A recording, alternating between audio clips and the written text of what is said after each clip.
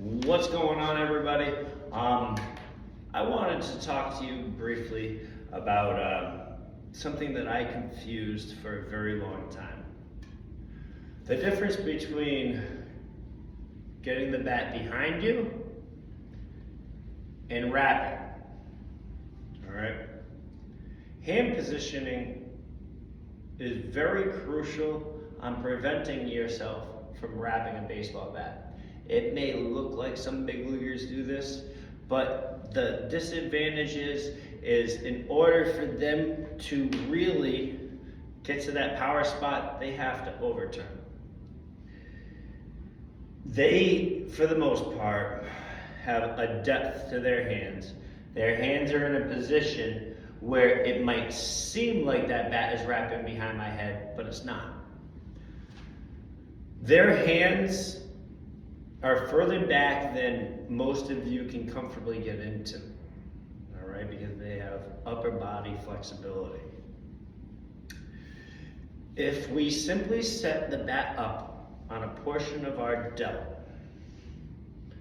that it won't break and go higher than your shoulder, so you might be comfortable here, you might be comfortable a little bit lower.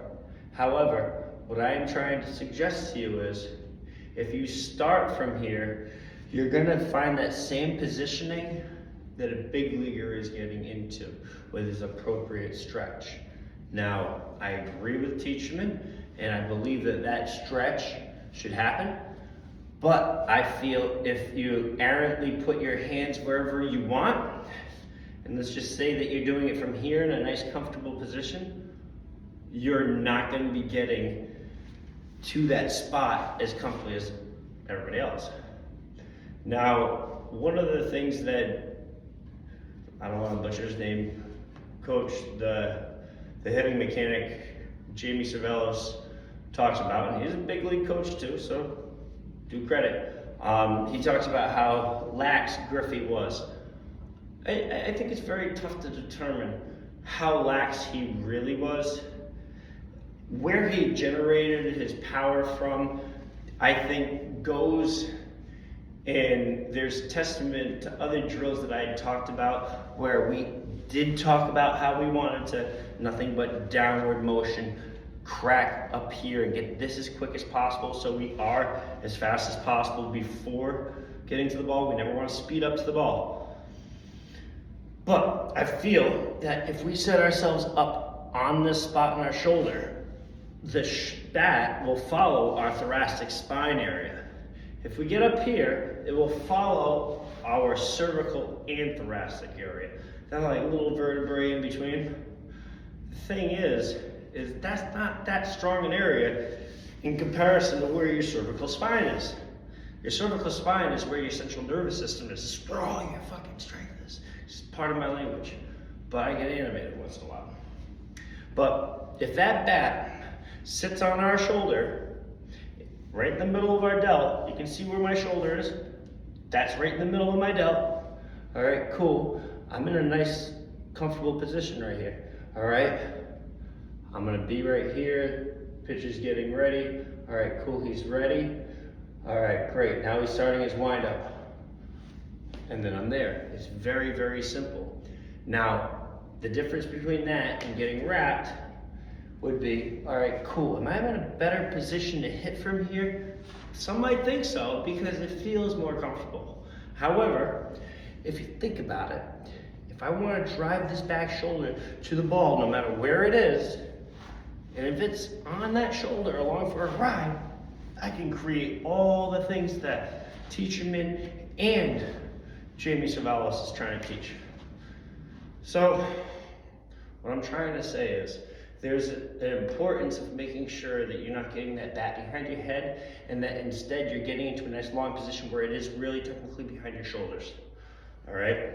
It'll add for extra quickness to the ball, allow you to wait a little bit longer, and actually I believe you'll have a lot more power because you're coming from an area of strength. All right? So, God bless y'all. I have no qualms with anybody in the industry. I've taken something away from each of your swings, and I have implemented it into my own. I have been a guinea pig. I came back to baseball 3 years ago, and I've done big things since, all right? I took 8 years off. I had to reintroduce the game to myself in order to keep up with the kids. Yeah, I'm still playing with the kids. I'm not playing with the old men, all right? And I refuse to. I'll quit before that happens, all right? So reintroducing what a lot of these YouTubers were telling me is how I was able to fix my swing. All right, yeah, I took a lot of swings personally, but my dad's not here to throw me batting practice anymore. And we had a very regimented routine, and he could look at my swing and fix things without a problem, and I never had to worry about a thing. Now it's my turn to figure it all out on my own, and I reached you. And all that I really came to the conclusion of is there's a lot of incomplete ideas. And we all have to come to the conclusion, because if you don't think that Ken Griffey Jr. in this position wasn't coming to that same type of torque, because Ken Griffey was, all right, cool, I'm feeling the exact same thing. Maybe if I just want to swing with one hand, that's what it'll feel like. Now he had that great turnover, great. Not everybody has that shoulder dexterity either. So maybe if I practiced it more, just like I talked about with that stretch, getting deeper to that position, because I think that's a big part of what made Griffey great. All right, he used to turn that hand over after the swing, so nice. And you'd see him finish right there too. It was just that it looked so effortless. Maybe he had such great torque power that he able to get it there.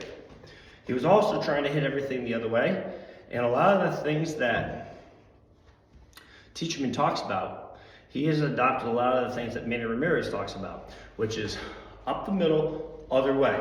All right, cool. If you're pulling the ball in batting practice, bad thing. You'd rather have a pop up on the screen right here than a ball pulled. That's just being lazy. Anybody can do that. So if you look at Griffey's swing, boom. Everything is trying to go the other way. The only way that you can accomplish that beautiful follow through that Griffey had is if you're hitting that ball up the middle or the other way. Otherwise, any one of Ken Griffey's follow throughs, boom, looked congested. All right, so I can remember maybe a handful that he dropped the hands on right here, that he pulled and he hit a fucking mile. Trying to make this acceptable for your kids to watch, but pardon me. I'm very busy with my hands during the day, so I would suggest that. Working with a suit and tie isn't what I do for a living. However, introduce all these thoughts together and develop your own opinion. That's probably the most important thing. But don't wrap that bat behind your head, wrap it behind your body. All right, so cool. If I'm wrapping it above my body and I get into this position, this isn't considered wrapping it behind my head. I'm connected to my cervical, my thoracic spine. So remember where your strength is.